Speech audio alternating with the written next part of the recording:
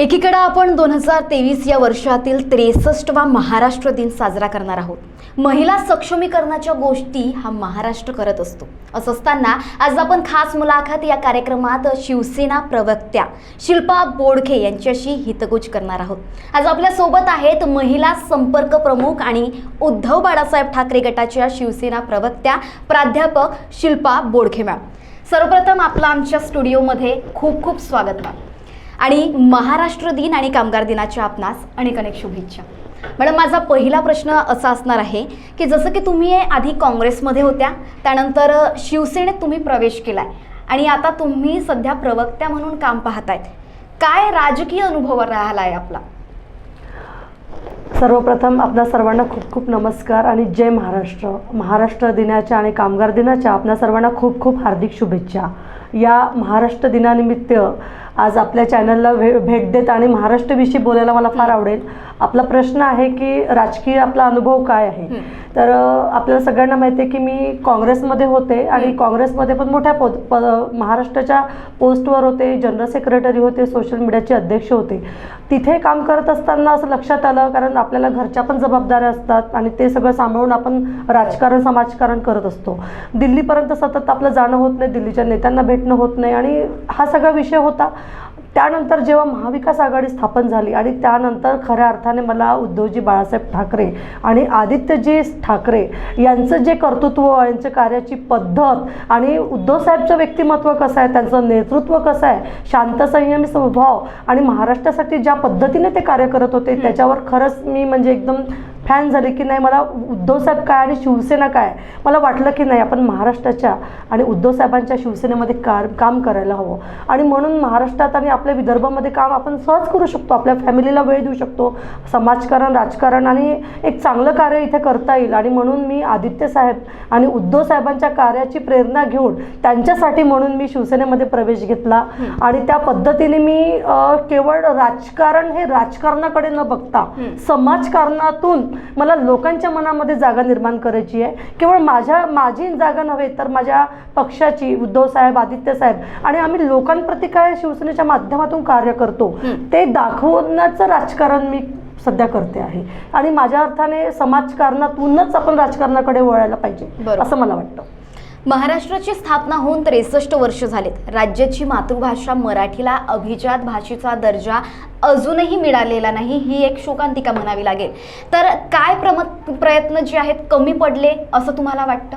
नाही, प्रयत्नाची पराकाष्ठा ज्यावेळेला उद्धवसाहेब मुख्यमंत्री होते महाराष्ट्राचे, आपण सगळ्यांनी बघितलं असेल, आमचे नेते सुभाष देसाई साहेब हे देखील मराठा विभागाचे ते पण मंत्री होते आणि त्यांनी मराठी भाषेला जागतिक दर्जा मिळावा म्हणून महाराष्ट्र म्हणजे मराठी भवन मुंबईमध्ये स्थापन व्हावं यासाठी अनेक प्रयत्न केले आणि प्रत्येक ठिकाणी जसं दुकानाच्या पाट्या पण मराठीत असाव्या, मराठी भाषा शाळेमध्ये कंपल्सरी झाली पाहिजे, अशा विविध माध्यमातून मराठी भाषा ही महाराष्ट्रातील लोकांमध्ये रुजविण्याचा हा खूप त्यांनी प्रयत्न केला। परंतु आपल्या सगळ्यांना माहिती आहे की आता सरकार बदललं आहे आणि जे आता सरकार या महाराष्ट्र राज्यामध्ये आहे यांना मराठी भाषेची किती आस्था आहे, बरं मराठी भाषेचीच नव्हे तर महाराष्ट्राबद्दल किती आस्था आहे, हाच मला पडलेला हा प्रश्न आहे।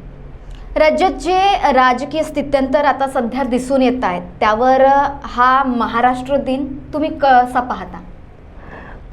आपण बघितलंय की महाराष्ट्र हा कसा होता, महाराष्ट्राला संतांची भूमी आपण म्हणतो, विविध महापुरुष आपल्या महाराष्ट्रामध्ये येऊन गेलेले आहेत। छत्रपती शिवाजी महाराज, त्यानंतर महात्मा फुले, ज्योतिराव फुले, त्यानंतर सावित्रीबाई फुले या देखील इतके आपल्याला चांगले लोक या महाराष्ट्रामधून भेटलेले आहेत। त्यानंतर संत ज्ञानेश्वर महाराज, संत रामदास, संत तुकाराम यांचं देखील पाय आपल्या या महाराष्ट्राला लागले आहेत। या महाराष्ट्राची एक संस्कृती राहिलेली आहे, इथे कला, त्यानंतर संस्कृती, त्यानंतर विविध क्षेत्रामधून आपल्या महाराष्ट्राने चांगले दिग्गज कलावंत, दिग्गज वक्ते, लेखक सगळ्यांनी या महाराष्ट्रामध्ये सगळे लोक घडले आहेत। तर महाराष्ट्राला एक संस्कृती आहे, एक परंपरा आहे, पुरोगामी महाराष्ट्र जो आपण म्हणतो त्याची एक सांस्कृतिक वारसा हा जतन व्हायला पाहिजे। परंतु अलीकडे जर आपण बघत आहोत तर महाराष्ट्रामध्ये राजकारणाची दिशा इतकी वाईट आहे की म्हणजे आपण त्याच्याकडे कुठल्या दृष्टिकोनातून बघावं हे कळत नाही आहे, कारण की राजकारणाची वाट इतकी आडवी तेवढी पडलेली आहे. राजकारण हे इतक्या वेगळ्या पद्धतीने चालत आहे. महापुरुषावर टीका केली जाते, छत्रपती शिवाजी महाराजांवर बोललं जातं. तर ही सभ्यता आहे का महाराष्ट्रामध्ये? तर तेच की राजकीय वाटचाल ही हल्ली काही महिन्यामध्ये जे काही सरकार बदललं त्यानंतर खूप घाणेरडं राजकारण महाराष्ट्रात सुरू आहे आणि त्याची खूप खंत वाटते मनाला. अलीकडे आता कृषी उत्पन्न बाजार समितीत महाविकास आघाडीचा विजय झालाय. Yes. तुम्ही कसं पाहता? नाही, खूप छान वाटतंय, कारण आपण म्हटलं ना की दोघांच्या भांडणात तिसऱ्यांचा नेहमी फायदा होतो. परंतु ज्या वेळेला महाविकास आघाडी एकत्र आली आणि आमचे उद्धव साहेब यांनी ती एकत्र कशी टिकणार, एकत्र अगदी अजून घट्ट कशी होणार, ज्यासाठी आपण बघतोय की वज्रमुठ महाविकास आघाडीची सभा या आमच्या पूर्ण महाराष्ट्रामध्ये होत आहे. नागपूरमध्ये पण होऊन गेली, आता 1 मेला मुंबईमध्ये होणार आहे, अजून एक पुण्याला परत बाकी आहे. तर वज्रमुठ सभेच्या माध्यमातून आम्ही महाविकास आघाडी कशी एकत्र आणि एकत्रपणे लढणार याचं प्रत्यंतर या बाजार समितीच्या निवडणुकीमध्ये आलेलं आहे. जसं विदर्भाचंच आपण बघितलं तर विदर्भामध्ये चंद्रपूरमध्ये देखील आमचे महाविकास आघाडीची सत्ता आली, अमरावतीमध्ये दणदणीत विजय झाला, नागपूर ग्रामीणमध्ये दणदणीत विजय झाला, गोंदियामध्ये आमचे जिल्हा प्रमुख आज त्यांच्याशी माझं बोलणं झालं, तिथे देखील आमचा दणदणीत विजय झाला.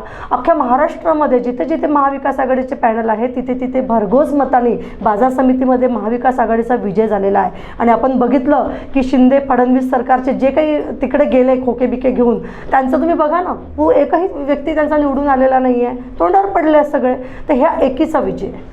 महाविकास आघाडी अंतर्गत बाहेरून असं किंवा विपक्षाकडून जे सूर येत आहेत की अंतर्कलहाचे, त्यात किती सत्यता आहे, काय सांगा? नाही नाही, असं काहीच नाही आहे. शेवटी आपण बघितलं आहे की भारतीय जनता पार्टी ही इंग्रजाची रणनीती चालवित असते, फूट डालो राज करो, हे त्यांचं एक हत्यार आहे आणि त्या पद्धतीने ते त्याचा वापर करतात आणि वातावरण निर्मिती करतात. असं काहीच नाही आहे. महाविकास आघाडी कालही भक्कम होती, आजही भक्कम आहे आणि उद्याही भक्कम असणार आहे. आणि ती सांभाळून ठेवण्यासाठी आमचे जे पक्षप्रमुख उद्धवजी बाळासाहेब ठाकरे यांचं कार्य मोलाचं आहे आणि महाविकास आघाडीमधूनच इथून पुढे सगळं कार्य व्यवस्थित चालणार आहे. कृषी उत्पन्न बाजार समितीतील जे यश आता आलेलं आहे महाविकास आघाडीला, शिंदे फडणवीस सरकारचं काय होणार, काय वाटतं आपल्याला? आपण बघितलं ना, एक सुरुवात झाली, हा ट्रेलर आहे असं म्हणायला हरकत नाही. कृषी उत्पन्न बाजार समिती याच्यामध्ये जे काही पॅनल वगैरे चालले, आपण सगळा हा विजय बघितलाच आहे. हा ट्रेलर सुरू झालेला आहे. आता ते म्हणतात ना की पापाचा घडा भरला की ते सगळं दाखवतं, अगदी तसंच काहीतरी असं समजावं. त्यामुळे नक्की विजय सुरुवात झालेली आहे विजयाची. आता पुढे विधानसभेमध्ये बघाल महाविकास आघाडीचं सरकारच येणार. आगामी निवडणुकीत बाळासाहेब उद्धव ठाकरे गटात विदर्भात कोणते बदल आम्हाला पाहायला मिळतील?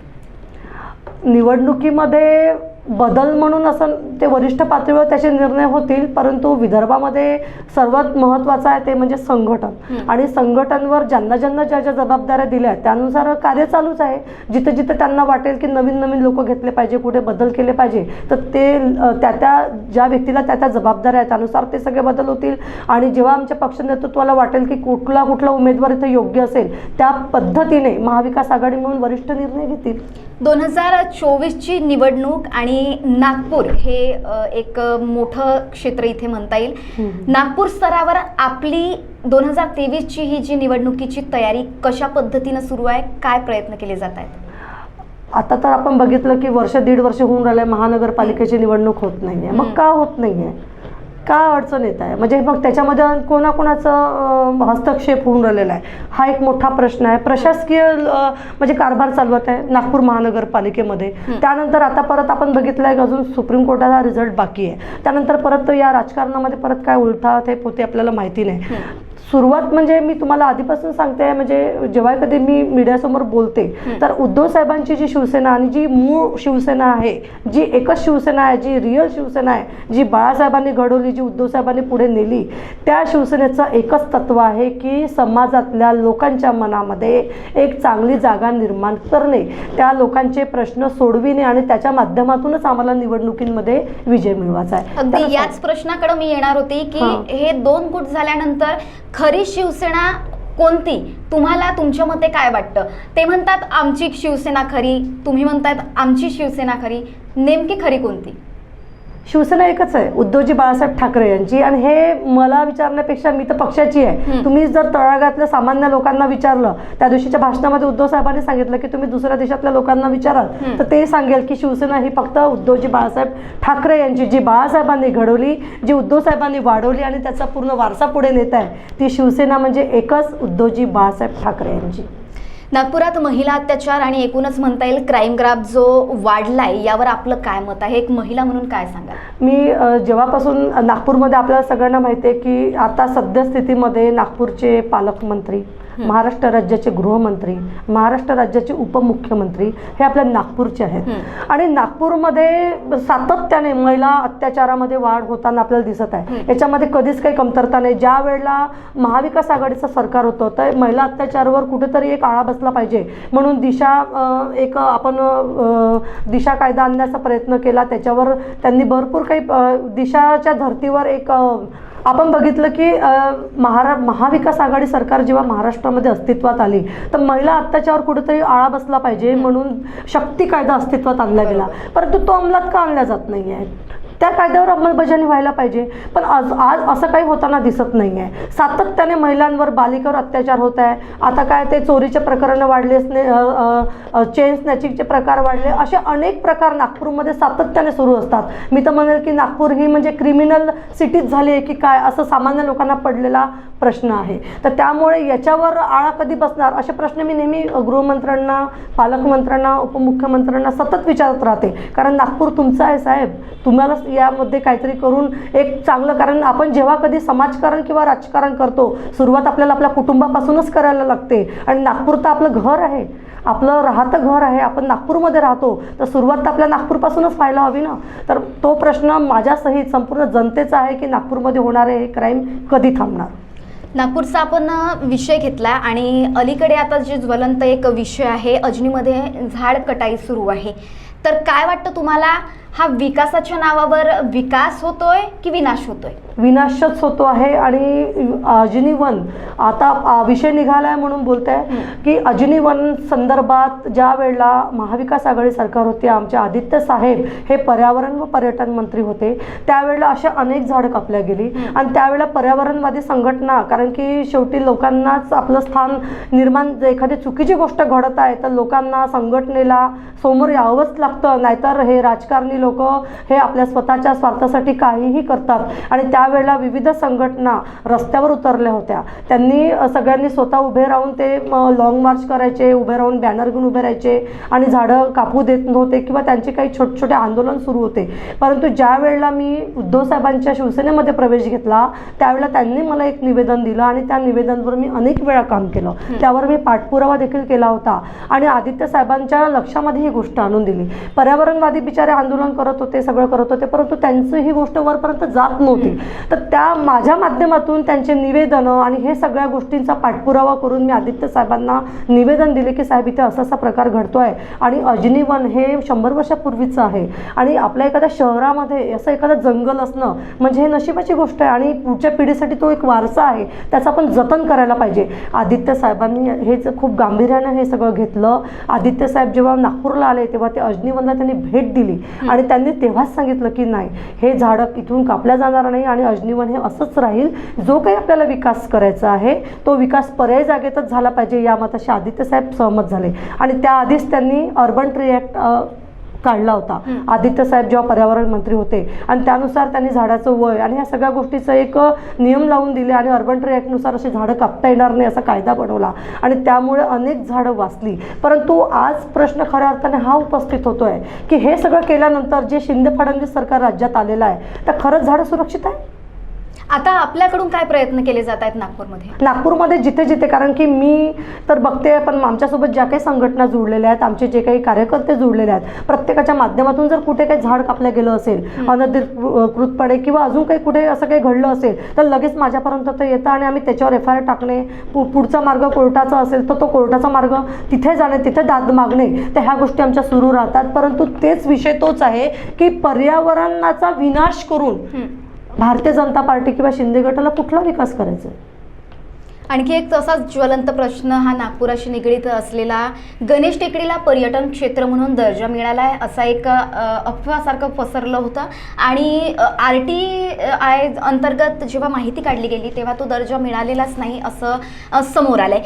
कट्टर हिंदुत्ववाद्यांची गोष्ट करतात आणि राज्यात हिंदुत्ववादी सरकार आता सध्या सत्तेत आहे असं म्हटलं गेलं तर वावगं ठरणार नाही आणि गणेश टेकडी सांस्कृतिक पर्यटन क्षेत्र म्हणून घोषित न करणं हा सरकारचा फोलपणा ठरतोय का? काय वाटतं तुम्हाला? आपण जेव्हा म्हणतो की आम्ही हिंदू आहोत आणि मग हिंदूच्या नावाने जेव्हा तुम्ही मंदिर देवाचं सुद्धा राजकारण करायला, आपल्याला सगळ्यांना नवनीत राणाचे वगैरे उदाहरणं माहिती आहे की हे देवाचं सुद्धा राजकारण करायला मागे पुढे पाहत नाही. जर आपण देवाच्या बाबतीत एखादा शब्द बोललाय की नाही आम्ही याला पर्यटन दर्जा देऊ तर तो द्यायला पाहिजे ना. मग तुम्ही हिंदू कसे म्हणवता जेव्हा तुम्ही तिथे पर्यटन दर्जा देऊ शकत नाही? आणि तुमच्या हातात तर सगळं आहे ना. तुम्ही उपमुख्यमंत्री आहात, तुम्ही गृहमंत्री आहात, तुम्ही पालकमंत्री आहात. जर तुम्ही तुमचं जे स्थानिक आहे जिथे तुम्ही राहता त्यालाच तुम्ही त्याच्या नावावर जर तुम्ही लोकांना गुमराह करत असेल तर हे कितपर्यंत योग्य आहे हा माझा नाही तर सर्वसामान्य लोकांचाच प्रश्न आहे असं मला वाटतं. बाळासाहेब ठाकरेंचं स्वप्न होतं की झोपडीतून गरिबांना फ्लॅटमध्ये आणावं.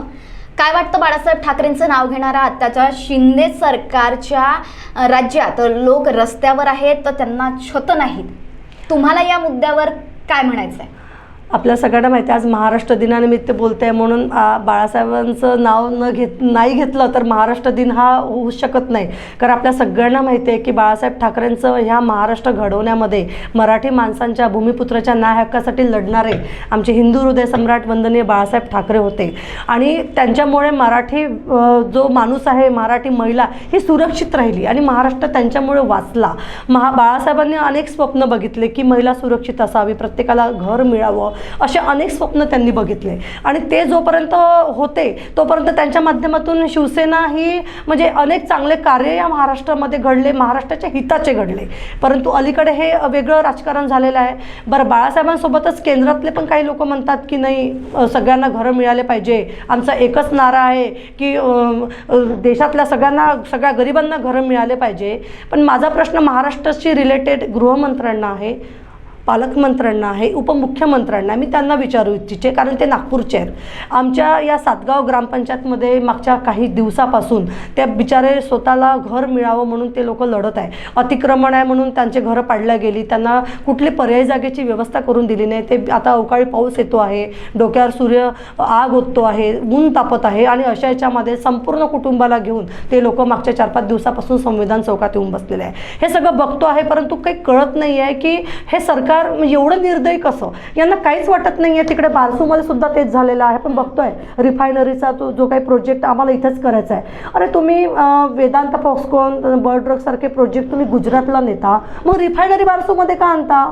तुम्ही म्हणता की नाही उद्धव साहेबांनी पत्र दिलं होतं केंद्राला, त्यांनी पर्याय जागेचा विचार सुचवला होता परंतु तिथल्या जनतेचा जेव्हा कौल घेतला, त्यांचं मत घेतलं आणि त्या जागेचं पर्यवेक्षण केलं तेव्हा लक्षात आलं की हा प्रोजेक्ट त्या जागे करणं हा घातक असू शकतो. त्यामुळे उद्धव साहेबांनी त्यावेळेला ते नाही म्हटलं आणि आता जनतेचा विचार. शेवटी आपण कुठेही कुठला प्रोजेक्ट घेतो तर तिथल्या स्थानिक लोकांचं मत तर तुम्हाला घ्यायला लागेल. त्यानंतर पालघरमध्ये सुद्धा तोच प्रकार घडला. तिथल्या लोकांना घराच्या बाहेर काढण्यात आलं, त्याच्यासाठी लाठीचार्ज करण्यात आला. तर हे सगळे प्रकार केवळ नागपूरच नव्हे तर नागपूर असो, पालघर असो, बारसू असो किंवा महाराष्ट्रातल्या अशा अनेक ठिकाणी लोकांना घरं देत नाही आहे. तर लोकांचे घरं कसे हिसकवता येईल याचा प्रयत्न या भारतीय जनता पार्टीच्या सरकारमध्ये होताना दिसत आहे आणि याची सर्वात जास्त खंत आज मला आणि संपूर्ण म्हणजे जनतेला आहे की म्हणजे आपल्या राज्यामध्ये काय चाललं आहे. गेल्या काही दिवसांपासून जी राजकीय मोठी स्थित्यंतर झाली, उलथापालथ झाली, एका मोठ्या गटातून एक मोठा गट बाहेर पडला गेला, निवडला गेला आणि या माध्यमातून उद्धव ठाकरे शिवसेना या गटाला एक दुबळा पक्ष म्हणून काही लोक बघतायत. कशा पद्धतीनं हा पक्ष आता आपली जी आधीची एक मजबूतपणा होती, जे एक मोठा नाव होतं, कशा पद्धतीनं आता प्रस्थापित करणार आहे आणि काय प्रयत्न असणार आहे, समोरील तुमची भूमिका काय असणार आहे, नागपुरातली काय भूमिका असणार आहे, काय सांगाल? 50 खोके एकदम ओके. आपल्या सगळ्यांना ही मन माहीतच असेल. आणि जे कोणी म्हणतात की एक मोठा गट दुसरीकडे वगैरे गेला, असं काही नाही आहे. हे जे लोक आमच्या पक्षामध्ये एवढ्या वर्षापासून होते, यांना उद्धव साहेबांनी, बाळासाहेब ठाकरेंनी खूप काही दिलं, भरभरून दिलं. शिवसैनिकांना आम्हाला आजपर्यंत काहीच मिळालं नाही. आम्ही सगळे सर्वसाधारण कार्यकर्ते आहोत, आम्ही सर्वसाधारण शिवसैनिक आहोत. परंतु ज्या लोकांना उद्धव साहेबांनी भरभरून दिलं त्यांनी गद्दारी केली. आणि हे जे लोक आहे हे फक्त स्वार्थासाठी हे गेलेले आहेत. हे फक्त स्वार्थानं पक्षाशी काही घेणं देणं नाही आहे. यांना बाळासाहेब किंवा उद्धव साहेबांविषयी काही नाही आहे. फक्त स्वतःचा विकास कसा होईल, यांना राज्याचा विकास करायचा नाही आहे, यांना यांच्या मतदारसंघातला विकास करायचा नाही आहे, यांना फक्त स्वतःचा विकास करायचा आहे. ज्यांना स्वतःचा विकास करायचा होता ते लोक इथून बाहेर निघून गेले आहेत. आणि जे काही उरलेले आहेत ते ओरिजिनल निष्ठावंत शिवसैनिक उद्धव साहेबांजवळ उरले आहे. आणि त्यांच्या जोरावरच इथून पुढे असणारी ही जी काही शिवसेना आहे ही मोठ्या पद्धतीने त्याचा वटवृक्ष तयार होणार आहे. महाराष्ट्र लेवलवर आपण सुषमा अंधारेंना पाहतो. कदाचित तुमचं ते प्रेरणास्थान असतील, तुमचं एक मार्गदर्शन असेल, महिला म्हणून म्हणता येईल. तुम्ही नागपुरात प्रवक्ता म्हणून काम करतायत. कसं बघता, काय एक प्रेरणास्थान म्हणून बघता सुषमा अंधारेंकडे? सुषमाताईंचं तर महाराष्ट्र लेवलचं काम आहे आणि त्या खूप छान मुद्दे मांडत असतात. आणि ज्या काही चुकीच्या गोष्टी आहेत त्यांच्यावर त्या लगेच प्रत्युत्तरं देत असतात. त्या तर आमच्यासाठी माझे आदर्श आहेत, आदरणीय आहेतच. आणि आम्ही विदर्भामध्ये मी जेव्हा काम करते तर विदर्भातले जे काही स्थानिक मुद्दे आहेत त्याच्यावर नेहमीच प्रकाश टाकण्याचं कार्य माझ्याकडून होत असते. एक महिला म्हणून तुम्हाला अपेक्षित असणारा महाराष्ट्र 2023चा हा महाराष्ट्र दिन आपण साजरा करणार आहोत, कसं पाहता? महाराष्ट्र दिन हा त्या दिवशी खरंच मनवला जाईल ज्या दिवशी खरंच या देशातला, या राज्यातला एक एक नागरिक हा आत्मनिर्भर बनेल. कारण अलीकडे जर आपण बघतो आहे तर भारतीय जनता पार्टीच्या तत्वानुसार विकासाची परिभाषा बदललेली आपल्याला दिसते. विकास म्हणजे काय, तर ते वरवरचा विकास बघतात की रस्ते झाले आहे, उड्डाणपूल झाले आहे, हे झालं आहे, म्हणजे खूप चकाचक सगळं दिसतं आहे म्हणजे आम्ही विकास केला, ही त्यांची विकासाची परिभाषा आहे. परंतु माझा प्रश्न आहे की खरंच याला विकास म्हणायचा का? ही विकासाची परिभाषा आहे का? तर नाही. विकास कशाला म्हणायचं की ज्या राज्यामध्ये जे लोक स्वतःच्या पायावर उभे आहेत, ज्यांच्याकडे भरपूर रोजगार आहे, स्वतः ते आत्मनिर्भर आहे, त्यानंतर चांगल्या आरोग्याच्या व्यवस्था तिथे आहे की जर बिमार पडला व्यक्ती तर लगेच त्याला ती सोय मिळत असेल, ज्या राज्यामध्ये शिक्षणाची चांगल्या व्यवस्था आहे की जो गरीबातला गरीब मुलगा असेल परंतु तो हुशार असेल तर त्याला चांगलं शिक्षण मोफत दर्जामध्ये किंवा कमी दर्जामध्ये त्याला कमीत कमी पैशामध्ये मिळत असेल आणि तो व्यक्ती उंच भरारी घेत आहे, तर ही जी काही म्हणजे तो व्यक्ती अगदी तो सामान्य जरी असेल, गरीबातला गरीब असेल, परंतु तो ज्या दिवशी आत्मनिर्भर इथे होईल, ज्या दिवशी या राज्यातील महिला सुरक्षित होईल, त्या दिवशी खऱ्या अर्थाने या राज्यातला प्रत्येक व्यक्ती आत्मनिर्भर होईल. त्याच दिवशी हा महाराष्ट्राचा विकास झालेला राहील. आणि हा महाराष्ट्राचा विकास जी रिअल विकास आहे, खरा विकास आहे, तो ज्या दिवशी होईल त्या दिवशी मी आणि माझ्या समवेत सगळे लोक की तो अपेक्षित महाराष्ट्र मला आहे आणि तो बनावा आहे. यासाठीच मी या राजकारणाच्या माध्यमातून, समाजकारणाच्या माध्यमातून मी प्रयत्न करत असते आणि यापुढेही असेच अविरत प्रयत्न करत राहील. तर या होत्या खास मुलाखत. या कार्यक्रमात आपल्यासोबत महिला संपर्क प्रमुख आणि उद्धव बाळासाहेब ठाकरे गटाच्या शिवसेना प्रवक्त्या प्राध्यापक शिल्पा बोडखे मॅडम. आणखी नवनवीन